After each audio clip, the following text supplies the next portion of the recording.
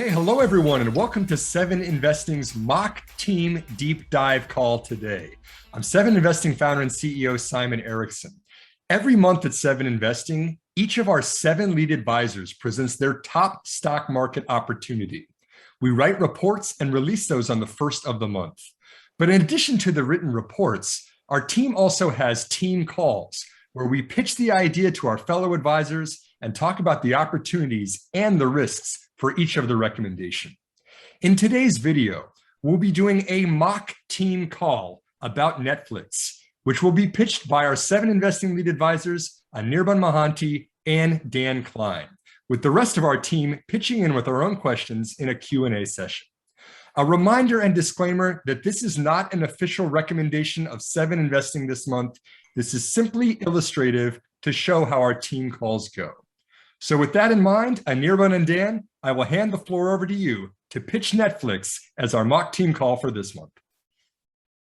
Thank you, Simon. I'm going to start, and then I'll be just handing it over to my colleague Dan through when I'm doing the slides at various points in time, because we made different points of the slide just to bring team's perspective instead of just being my show or Dan's show. So, okay, let me just fire up share screen. Yeah, okay. All right, we're going to talk about a company called Netflix. Not everybody knows about this company, but we're going to show you how we present and talk about companies that we recommend. This is, again, a mock presentation. All right, so this is a mock presentation for 2021 being presented by myself and Dan Klein. So just to give you an overview of the company, this is a consumer, I've described it as a consumer discretionary company. Risk level as medium, investment as growth. This is a large cap, or if you prefer, you could call it a mega cap. What does Netflix do? Well, everybody knows about this, but Netflix is a leading video streaming platform with over 200 million paid subscribers. A couple of cool facts here. Hastings, or Reed Hastings, who's a co-founder of Netflix, invested 2.5 million cash. I believe this was from cash that he had from a previous business that he had founded and sold. Co-founder Hastings and Randolph had actually tried to sell his business to Blockbuster before I think it went bust, or the Blockbuster went bust in September 2000 for $50 million. This is a company with about a $200 billion market cap right now. So I think that was something that they missed out on. All righty. Okay, so what I'm going to try to do is I'm going to give you a bit of going to set the stage of why we think it's an interesting company to look at. And I'm going to talk about this sort of from a bit of a historic perspective. I'm going to add my own perspective here because this is an area I had worked on when I was doing my own PhD in the early 2000s. Okay, so Hastings and Randolph founded this company, Netflix, in August 1997. It started as a website for choosing which DVDs you want to borrow. And the basic idea was that, well, if you went to a shop, you could rent it, you might have a late fee and stuff, you might forget. This is a story that actually Reed Hastings used a lot to say that, well, the late fee that he had from some video that he had rented was sort of the motivation for starting Netflix. Well, apparently that is a made-up story. But still the idea is cool that you can borrow as many videos. You can borrow a certain number of videos, tapes, or DVDs at a time. You can keep them as long as you want to. When you return them, you can get the next one in your queue. And that's a pretty fantastic idea at that time. Remember, this is 1997. So a long time back. The thing to remember at that time, though, and this is why it's important, the internet was really, really slow. This is, the time when people logged into America Online. Broadband was slow. We used to call the internet World Wide Wait because it took a while to just log on to the internet. So clearly, something like streaming wasn't really invented.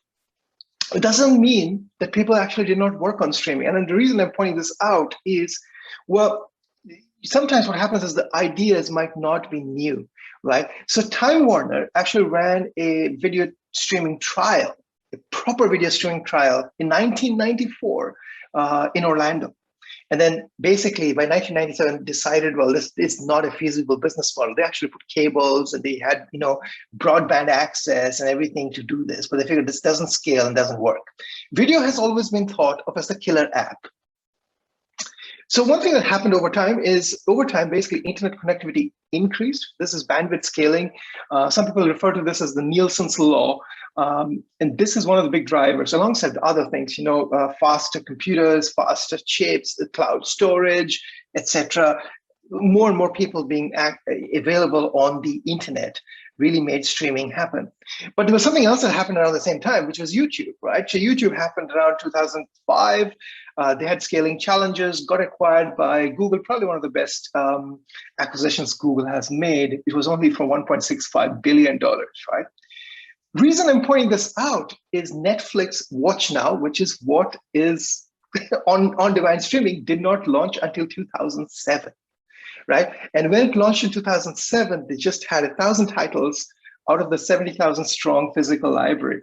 So again, the company, is an old company which has evolved over time. So reason for pointing this out, this is an extremely innovative company. And if you think about its journey from when it started, right, it got into digital rights, for content. This was sort of its early game, taking other people's content and broadcasting it or making it available on demand. Then they figured that, well, this thing is not just a US-Canada thing. It can actually expand beyond the North American horizon and go international. So international happened in 2010. Before other people figured out that they can also get into streaming and therefore not give their content to Netflix, these guys figured out that we need to do original content. So, if people remember House of Cards and other things, well, that was original content. These guys always innovate. So they did, interactive content. This is something I've worked on, and interactive content is an interesting area, which will become even more interesting, I guess, going forward if we have AR and VR. And then that was 2017. So interactive content is not just, most of the interactive content that they have is for children, but then you can have, choose your own ending and things like that. And gaming in the context of streaming has been announced for 2021. So I think Netflix's motto has always been experiment, right? And that is really, really cool. How does it make money? Via subscriptions, adding to subscribers, and it's got 200 million plus subscribers, spends, on a wide array of content, and tries to have must-watch shows. What we mean by that is really, you want to create shows that drive audience, right, and creates subscriber growth. I'm going to turn it over for the content part to my colleague, Dan. Yeah, so Dan, over to you. Thank you, Anirban. They have a massive amount of content, roughly 36,000 hours of content. Simon, start watching now. Tell me when you're done. They have a number of name brand shows. Orange is the New Black, Ozark, Stranger Things, Bloodline, The Witcher. You know what all of those have in common? I haven't watched any of them, but my wife has watched almost all of them. They have reality shows that are evergreen. Love is Blind, The Floor is Lava. What kid hasn't played The Floor is Lava? They have a ton of kids and family content. Why is that important? Because as we've seen with the Disney catalog, it ages really well, Pepe Le Pew aside. But in general, that content, a new group of kids come in, they can watch it. They have a global footprint. They have originals from not all of the 190 countries they're operating in, but for all of the regions they're operating in. So they have distinctive content for those markets. They also license content to air in different markets. So maybe there's a show that's very popular on Australian television, and Netflix licenses it for use in the US. There previously had not been very much market for that, but there have actually been a lot of hit by Netflix standard shows that they didn't produce, that they licensed for relatively little money. If you could hit the next slide, that'd be appreciated. They are spending $17 billion on content in 2021. They are spending more money than Disney spent to buy Lucasfilm, Pixar, and Marvel. That is a lot of money. They spent $11.8 billion in 2020. It was a bit slow because of the pandemic. $13.9 billion in 2019. That does create a moat that pretty much only Disney can come anywhere close to. This is a volume over everything strategy. They certainly have some quality, but they use an algorithm that tells them exactly how much money to spend on, say, an Adam Sandler movie, or dear God, even worse, a David Spade movie. And they know it's going to hit this many eyeballs. It is not the same metric of hits as other people use, but it works for them. As I said earlier, they operate in 190 countries and they create content for those audiences. That can be everything from localizing, which is taking, an English language show and putting it into the local language, to actually creating versions of a show or original shows for that market. This is very hard to duplicate, as I say at the top. Next slide, please. Their revenue growth has been outstanding. And Irban, this one was actually yours, I think, if you want to jump in. No, you can continue. That's fine. I mean, I don't know what else to say here. This is it's a straight line mountain going up. It's been quick and it continues. They add subscribers. They've been able to raise prices. They have not done a ton with licensing, which is something they might be able to do more of. You've seen a little bit with some Stranger Things clothing and lunchboxes and a horror house at Universal Studios during their annual Halloween horror event. But there is a lot of potential revenue growth to come. Next slide, please. This is one where, why don't you speak to it, Anirban, because I think you understand this better than I do. Yeah, so with the previous slide, one of the things I'll add is, over the long term for companies, either, the company's share price typically follow the growth of gross profit or the growth in revenue over the long term. So if you see the exponential curve, then you basically get exponential returns. Operating leverage, this is an interesting one. So on an operating basis, if you think about EBITDA, earnings before interest, tax, depreciation, and amortization, they have been getting a ton of operating leverage. This kind of makes sense because you build out a catalog, and of course you're building out your catalog. But remember, your built catalog is already an instrument for driving subscribers in new markets, right? So people who have not seen, A Stranger is the New Black. When Netflix goes to a new market or pushes into a new market, that is a carrot that they can use, right? And they get into new markets in different ways. Whether if they go to India, they have subscription plans, for example, that are tailored towards mobile-only users. They're very, very different price point. So beautifully scaling here, expected to hit about 20% operating margin in 2021. So that's really good. So again, you get on an operating basis, this is a profitable company. Yeah, I'll talk to this. Sorry, do you want to go ahead? I just wanted to jump in and say it's cheaper to translate a show than it is to create a show. So once you've invested in a show, to bring it into a new language, to a new market, does not cost you, even fractionally, the hundreds of millions it can cost to create a high production value show. Exactly. In some way, you can say the show is like software, right? Once you've made the show, you can kind of milk it before its life. So, one reason to consider buying this stock is, it might appear that you've got 200 million subscribers.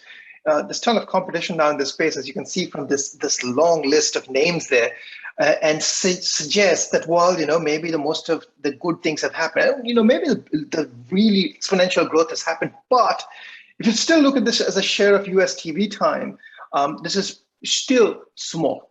Right? Netflix is leading, but it's still small. There's a lot of opportunity to win here. And still this cable is 40%. There's that thing can shrink over time. The other thing I'll point out is there's other ways to think about this, right? So 200 million subscribers, think of that as 200 million eyeballs. Compare that with essentially the population of the earth, divide that by say 4 to say the number of households. That's really a target market. The target market for this sort of thing is the world at the right price point, right? And if Facebook can have 2 billion people, then you could think, and Apple can have 1 billion devices, and you can think that there's probably 1 billion, and you could get to that scale eventually. So there is a long runway in that sense. I'll pass it over to Dan for this one. Yeah, so this is the board and the management. Reed Hastings is the founder and CEO. He has been there since day one, and he's shown an ability to come back from mistakes. If you remember, Quickster was an attempt to spin off the DVD business, and that did not go well, and he walked it back. He said it was a mistake. And his co-CEO is a gentleman named Ted Sarandis. This was an interesting one because he was the chief content officer. He remains the chief content officer.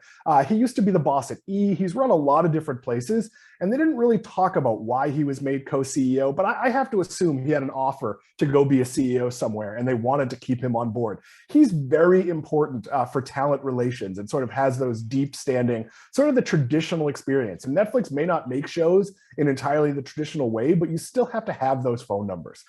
Senior management has been around for a long time. Much of top management has at least 6 years with the company. They have a few who they've pulled from outside, but it tends to be in very specific areas like communications. Many of the top bosses were people who worked their way up internally. That is something I always like to see at a company. Next slide, if you could, Anirban. And this is the key risks. This is where I think I'm going first here. So if you want to hit the next one, we can start. So this is a very dynamic competitive landscape. Disney has superior intellectual property and less risk in spending because of that. It is a lot easier to say we're going to make a new Captain America movie than for Netflix to say, what about Colonel America, our new character you've never heard of? Comcast is also, in theory, a threat here. They have strong intellectual property-ish, probably a quarter what Disney does. They also own the Olympics, which you could argue that could someday make Peacock a player. Time Warner and Discovery joining up is another competitor.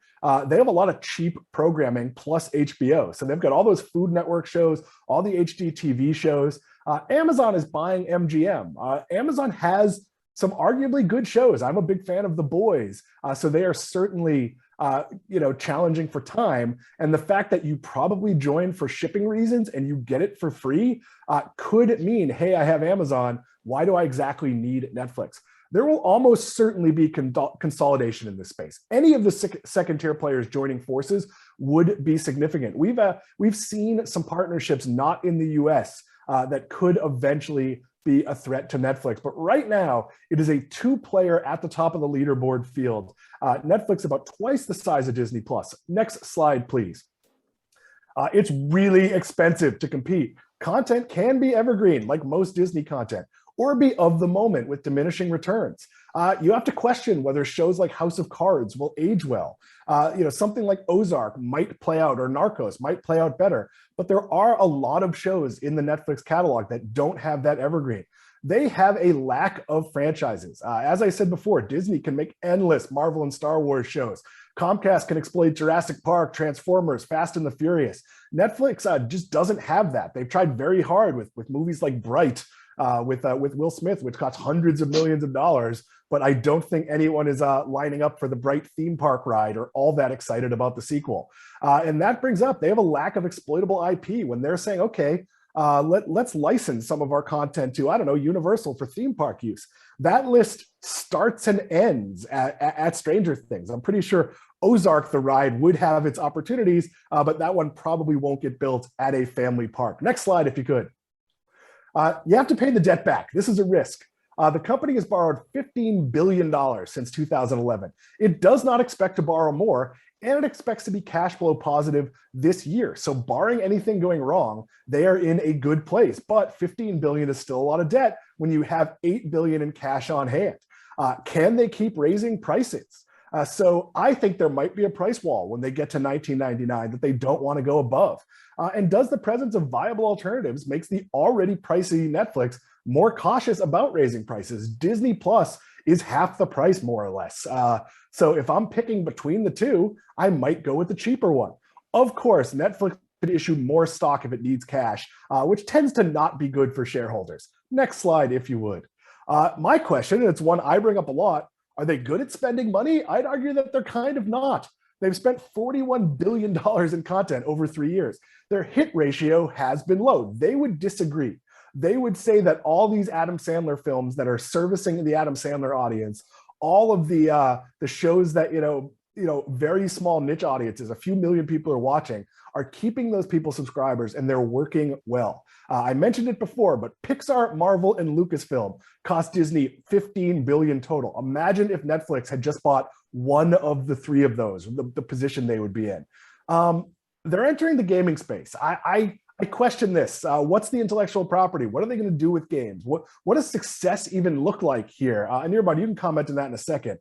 And this is my last comment. You've heard me say this before on various 7investing platforms.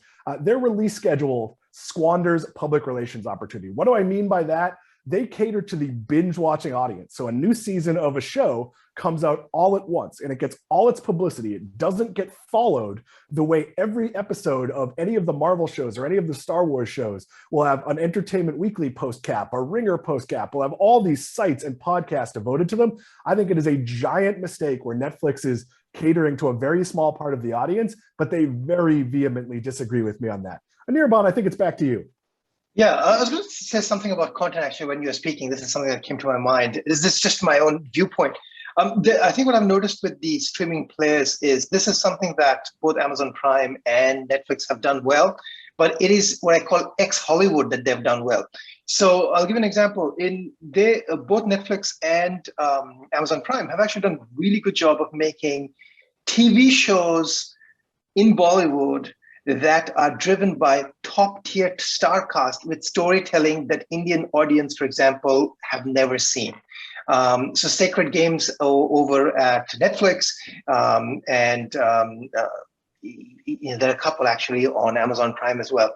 I think that's a model that they could bring to Hollywood where they say, okay, you know, top tier star cast, Tom Cruise star in a TV show. And, you know, because it seems like the top tier Bollywood star cast have been willing to star in TV shows, and that's been really good for them. So I think there might be content game here, which could be different if they played it differently. And again, what I like about these companies is that their ability to think out of the box.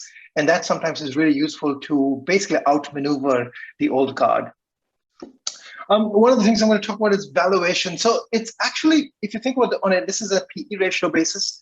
Over time, the PE ratio has actually gone down. It's only about 54. I say only because it used to be 200 at one point.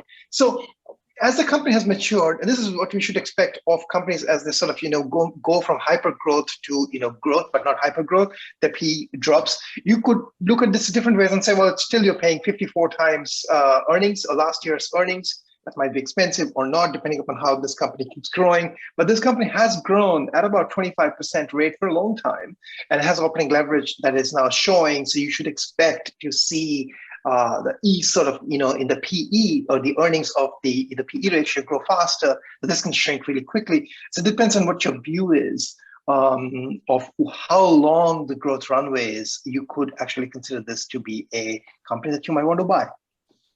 And I will jump in with one more thing on growth. It's really important to know that Wall Street tends to place a lot of value on the quarterly subscriber numbers. And those are not always exactly predictive of where the business is going. They might add 15 million in the first quarter, tell you that they've pulled forward some people they expected to add in the second quarter, and then the stock will take a hit when the numbers in the second quarter reflect that.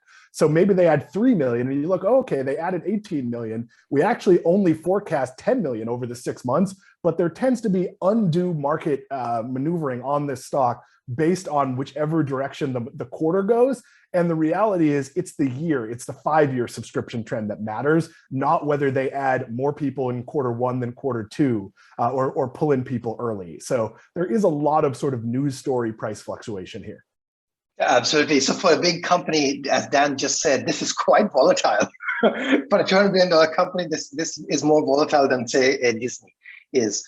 Just to summarize, I think one of the key reasons to look at this company, this is an innovator in the field of video streaming and has exploring interactive content and gaming. I think when we think about gaming, I would like to believe, this is what you have to believe, that this company's angle on gaming will be different from other people's angle on gaming. And I think this is an area to watch just because of what AR and VR could do. Again, this is something that a tech company like, you know, if you view Netflix as a tech company can do versus others who are not really a tech company. This is still a large addressable market. The addressable market expands if you think about the opportunities where you go beyond just streaming video, which is interactive content and gaming. It's a predictable model with lots of operating leverage now that the company is actually across the globe. And of course, as Dan has pointed out repeatedly, got to watch for increased competition, how you're deploying cash. There's always a question of whether, you've made good use of capital in terms of the shows and the hit ratios and things like that. You need to be, mindful of this. Otherwise, it basically looks like, this is a TV company or a production house disguised as a tech company. So, when you look at the debt and so on. So increased competition and balance sheet questions remain. And of course, there's also questions I would point out about, what the future plans of Reed Hastings is, right? I mean, now that they've got a co-CEO, is Reed Hastings actually looking to sort of, move into a more passive role going forward? And again, that might have an impact on how this company. And that's really our pitch from Dan and myself. We'll take some questions. Great summary. I really appreciate you covering the bear thesis too. I guess my question is, like, they're already priced more than competing streaming companies, right? Like Disney is able to bundle like Hulu and ESPN Plus and Peacock is offering, free subscriptions to Comcast cable subscribers. I used to think they had a lot of pricing power, and I just used to think they could really rack up that price. And now I'm not so sure. And I question a lot of their strategies. And I hate to say that because their track record is amazing.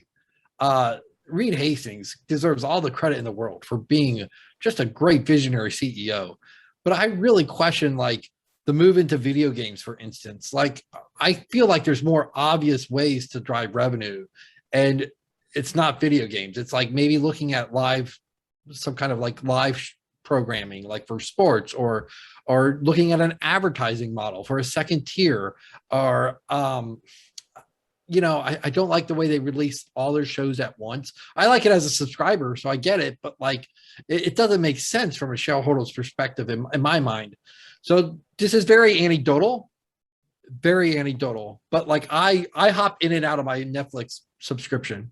It's $20 a month. I don't need to pay every single month. Let me jump in here. I share those concerns. I think I wouldn't personally, if T-Mobile wasn't paying for most of it for me, remain a subscriber. Now, my wife would not let me cancel, but I don't have anything on Netflix that I watch. I don't think they do a great job in picking content. And yeah, I don't understand why, just because they've tried a couple of talk shows that didn't work, they don't try 20 more talk shows. Because it doesn't cost any money to produce talk shows. Why aren't they looking more at like more cooking programming and stuff that's really, really cheap? That is why I like Discovery. It costs no money to produce, Guys Grocery Games and shows like that. So yeah, I think there are a lot of mistakes, but they lean on their algorithm, and their algorithm tells them that, you watched, whatever movie it is, X amount of times, and that will keep you there. So they're taking a scientific and not an artistic approach. So let me interject. So hold on, because I think their algorithm sucks. Like, I think it's horrible. Like, I spend more time looking on Netflix for new shows to watch than I do like watching shows. At least that's what it feels like sometimes. Yeah. So and I feel like their hit ratio should be higher with an algorithm. Like, they talked about their algorithm for a long time, and I feel like they have very, very little to show for it at this point. So their what content to create algorithm and their what content you should see algorithm are definitely different. So they know exactly when they produce, I mentioned Adam Sandler, but they know exactly what the audience is going to be for that. That's the sort of like algorithm that they don't care if we actually liked Bird Box. They care that X amount of people watched it, and they know how that translates to subscriptions. I'd like to see more of an artist touch. And in some areas, I'd like to see less of an artist touch. They give pretty much full creative freedom. You know what? That's not always great. A lot of their shows are very self-indulgent. I could go on, but I'm not going to. Simon. I wanted to chime in and ask what type of investor Netflix would be a good choice for. Do we want to see them continuing to plow money into original programming, where we see that $20 billion a year continue to climb? Or are we more interested in seeing that operating margin go up as they're leveraging this international subscriber base they have, and, like you said, translating titles into different languages? I'll weigh in quickly and then let Anirban take most of it. I'll just say that is a number that they expect to come down. Because the reality is, once you have a certain base of, say, children's programming, kids age out of certain shows. So you don't need 5,000 episodes of a show for, say, 3 to 5 year olds. So their content spend will naturally come down over time. Anirban. Yeah, so I think that was the answer for that. I think in terms of what we think of this as an investment, I think it depends. It goes back to the previous question as to what we think they're going to do. If one is to buy this company, they have to make the bet that they're going to be doing something in, say, gaming with streaming that other people haven't thought about. Actually, this is, I think, a pretty lucrative area that I was actually surprised that they haven't gotten in until now. Because I think there is a different world to explore where you think about content, interactive content, and mixing that with gaming versus how gaming is traditionally thought of. So, there's an opportunity to actually create a whole new category here. So again, it depends on how innovative these guys going to be. If they're going to be innovative, I want them to spend. And I don't, I'd be happy to have the operating leverage sit at like 15 to 20%. That's pretty good operating leverage to have. And just put the rest in, but it depends on how well they can execute. I guess I feel like their advantage, and they always did well because they won the distribution game. They just always had a better distribution model. But now I feel like all the other entertainment companies have caught up to that distribution model, and now it's a content game. And I feel like they are not nearly as good at content as they are at distribution. And so if distribution was their moat, what's their moat now? And I feel like if the answer is content, I just don't feel like that really works. Well, volume of content matters. I mentioned that I'm not a big Netflix fan because they haven't done that many, say, new comedy specials because of the pandemic. But my wife and son like true crime, and there's an endless supply of true crime. So I think for most people, Netflix will remain a default, even if it's a default we're not that happy about. And Anirban, I stepped on you again. Apologies there. No. So I was going to say that we could argue about that, right? But they are still 200 million plus subscribers. They're the highest subscriber count of the lot. So they're doing something right. It might not appeal to us, but it's appealing to someone, which is, I think, important. I think Matt said looked at them as a distribution company. My view is that they are actually what I would call a pivot company. They pivot. So one of the reasons I put that slide up in the beginning is that they are a company which have pivoted multiple times, whether it's distributing DVDs and you can call it distribution, to going online on right time, to, there was a choice of, YouTube also had the same choice, but didn't make that choice of being an on-demand streaming. It decided to be a UGC player, right? So there are different ways to market. Then they have explored interactive content. They're exploring gaming. I think they pivot very well. The pivot to making content was at the right time. So if you believe that they're pivoting, I think the main thing would be how they're pivoting. So their distribution is pretty good. That can continue getting them subscribers, but can they continue to pivot and do something in gaming that other people haven't done? That'll be, that's what makes it a multi-bagger from here. Otherwise, it's probably another, steady winner sort of thing, maybe at this point, or it doesn't win because, the distribution is being challenged significantly. One of the other things to remember here is, I think it has become easier for other people to catch up because building things on the internet has become easier, right? So building things on the internet has become easier because all these building blocks now exist. 5 years ago, though, I would have bet that a company like Disney would not have been able to launch streaming. They would stumble big time because they would not have the technology stack to actually do it. Even now, I would bet that a company like Disney will not be able to stream to a population which wants it on, lower tier bandwidths where bandwidth fluctuates. So, for example, on 4G, say in India. Right, you would think that, well, how do you reach out? So there's a pricing question, there is a technology question. I think there are elements of the stack that are difficult to deal with. So I think that's their edge. Their edge has been tech. Their edge has been to forward think. But time will tell. Yeah, so the optionality for them to be able to pivot continuously is what kind of makes it interesting to me at this point. But we are in my opinion, in this strange kind of in between a growth and the steady winner that's enjoying operating leverage. And yes, they say after this year, they should be sustainably, positive free cash flow. Right. And that's a good thing. I'm not sure I agree with, we saw them announce a $5 billion buyback last quarter, right?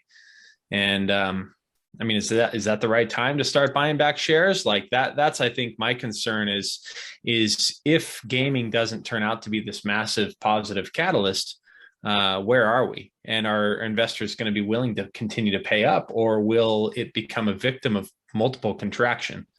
And that's, I think, my big concern is, I guess you addressed it a little bit, so maybe not so much a question. You can extrapolate a little bit. Gaming's not that relevant if they keep adding subscribers. If they can keep on a growth trajectory, and there are some levers they could pull. Like I talked about how T-Mobile pays for mine. They could do more deals like that. There are some artificial ways. They could also be acquisitive of some content. It's not like they'd buy another streamer, but there are some content libraries out there. There are some things they could do. So look, I don't think gaming's going to work, but I also think they do have to keep trying things, and maybe there'll be some part of it that works. That there's a lot of cool stuff they could do. Like, why not repackage Stranger Things with live trivia? Like there's you're seeing Discovery does comedians watch along to House Hunters. Like, there is a lot of ways to take that content library. The old pop-up video model could repurpose a lot of their older shows. Imagine watching House of Cards now and doing pop-up video with what we know about Kevin Spacey. Like there is clearly a lot of fun you could have with this. Anirban. No, I think you guys have answered it. And I mean, I don't have anything to add to what I think Steve's comment is spot on. I mean, if stuff doesn't happen, remember what Matt is basically saying, right? I mean, if basically if they become another TV company, then the multiple could become 20 times. If the multiple becomes 20 or 15 times, you're gonna kind of lose. So that's, I think, again, this is not an official recommendation, but I think it's interesting, again, for that you have to have a variant perception to consider buying it at that time, which is, I guess, what both Matt and Steve have indicated and what Dan is saying. So I don't have anything to add. Thanks, guys, for the reminder of the Netflix history. It kind of brought me back to grad school and just remembering all of that. And, it's interesting because Dan had mentioned the word algorithm multiple times. And, I forgot that they, had done so many algorithms. So they did that Napoleon Dynamite algorithm, right? That Netflix, yeah. So I'm wondering now, fast forward 20 years, that they have, all these subscribers. Are they still getting that data? I mean, I remember when I first, had it, I would give much more feedback, to, if I liked the movie or if I didn't. And now I don't feel that same level of interaction. So I'm just wondering, how are they getting that data? How are they getting it? And then how are they leveraging it? So they don't care if you like the movie. And I think that's really important. They care that you watch the movie. They measure how many minutes you're watching. So if you watched it, that's the positive. I keep mentioning Adam Sandler, but nobody else would pay him $20 million a movie. He is no longer a box office draw, but in the world of Netflix, they know exactly what segment of their audience will immediately watch his movie. So nothing is about the passionate, oh my God, Loki was my favorite show of the year, or The Mandalorian is one I have to talk about. Everything is this sort of detached robot. And I actually think that's a mistake, that you need to have shows that people talk about.